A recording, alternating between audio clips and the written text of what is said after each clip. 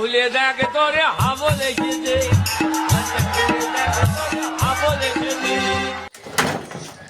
হ্যাঁ বাবু, তুই প্রাইভেট থেকে বাড়ি চলে এসেছিস? আয় আয় আয় আয় বাবু, ঘরে আয়।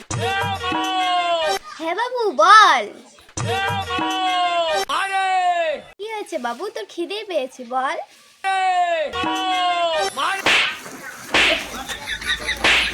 খালি এ মা মা রে কিছু বলা থাকলে বল। এই খালি এ মা মা কিছু বলা থাকলে বল। ও মা, তুমি জানো আজকে না আমি প্রাইভেট পড়তে গিয়েছিলাম। আলে আমার ছন্তু বাবাটা রে। মা, তুমি জানো আজকে কি হয়েছে?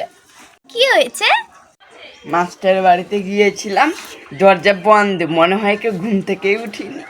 তারপর তারপর জানলা দিয়ে দেখলাম মাস্টারের বউকে নিয়ে জড়িয়ে শুয়ে আছে। ছি বাবু, এরকম বলতে হয় না, তুই এখন পড়াশোনায় মন দে। দরজার সামনে গিয়ে বললাম, খুলে দেখে তোরে হাবল এসেছে। এই তোকে বলেছি না এই কথাটা বলবি না। ঠিক আছে আর বলবো না। ও মা, শুনো না। কি? দরজা খুলে দেখে তোরে হাবল এসেছে। দরজা খুলে দেখে তোরে হাবল এসেছে। আবার? রাগ করো না মা, আর আমি এটা কখনো বলবো না।